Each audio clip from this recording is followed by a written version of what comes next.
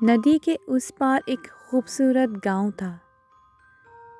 ایک مشہور business man کا گزر گاؤں کے پاس سے ہوا۔ گاؤں اسے بہت پسند آیا اور اس نے گاؤں میں فیکٹری لگانے کا سوچا۔ اس گاؤں تک پہنچنے کا زمینی راستہ 8 گھنٹے کا تھا، لیکن بذریعہ کشتی ندی کو پار کر کے گاؤں تک جلدی پہنچا جاتا تھا۔ بزنس مین نے ندی کنارے کھڑے ملاح سے پار لے جانے کی بات کی اور سفر شروع کیا۔ تھوڑی دور ہی گئے تھے کہ بزنس مین نے ملاح سے کہا، کیا تم جانتے ہو کہ میں کون ہوں؟ ملاح نے نفی میں سر ہلایا۔ بزنس مین نے حیرت سے کہا، کمال ہے، تم مجھے نہیں جانتے؟ میں ایک مشہور بزنس مین ہوں، میرا نام روز اخبار میں آتا ہے، کیا تم اخبار نہیں پڑھتے؟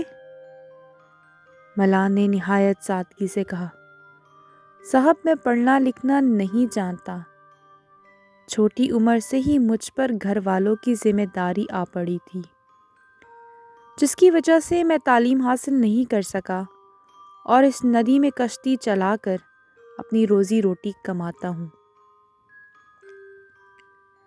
بزنس مین نے ملاح کو طنز کرتے ہوئے کہا، ایسی زندگی کا کیا فائدہ جس میں تم پڑھنا لکھنا نہیں جانتے ہو، وہ بھی اس دور میں؟ ملاح کو برا تو بہت لگا، لیکن وہ صبر کر گیا۔ کچھ اور آگے گئے تو بزنس مین نے پھر ملاح کو مخاطب کر کے پوچھا، تمہیں پتہ ہے کہ میں اس گاؤں میں کیوں جا رہا ہوں؟ میں اس گاؤں میں منرل واٹر کی فیکٹری لگانا چاہتا ہوں۔ ملاح نے ایک بار پھر سادگی سے کہا، صاحب یہ کیا ہوتا ہے؟ بزنس مین کو بہت غصہ آیا۔ اس نے مضحکہ خیز انداز میں کہا، کیا فائدہ ایسی زندگی کا جس میں تمہیں یہ تک نہیں پتا کہ منرل واٹر کسے کہتے ہیں؟ ملاح بیچارہ یہ سن کر بہت دکھی ہوا۔ اسی دوران اس کی توجہ کشتی سے ہٹی اور وہ ایک پتھر سے ٹکرا گئی۔ اب کشتی میں پانی بڑھنے لگا اور کشتی ڈوبنے لگی۔ ملاح نے کہا، صاحب آپ تیرنا تو جانتے ہوں گے؟ اب بزنس مین لگا منتیں کرنا کہ کس طرح میری جان بچا لو، جو مانگو گے میں تمہیں دوں گا، کیونکہ مجھے تیرنا نہیں آتا۔ ملاح نے اطمینان سے جواب دیا، صاحب گھبرائیں نہیں، مجھے صرف تیرنا نہیں ڈوبتے ہوئوں کو بچانا بھی آتا ہے، لہٰذا آپ فکر نہ کریں۔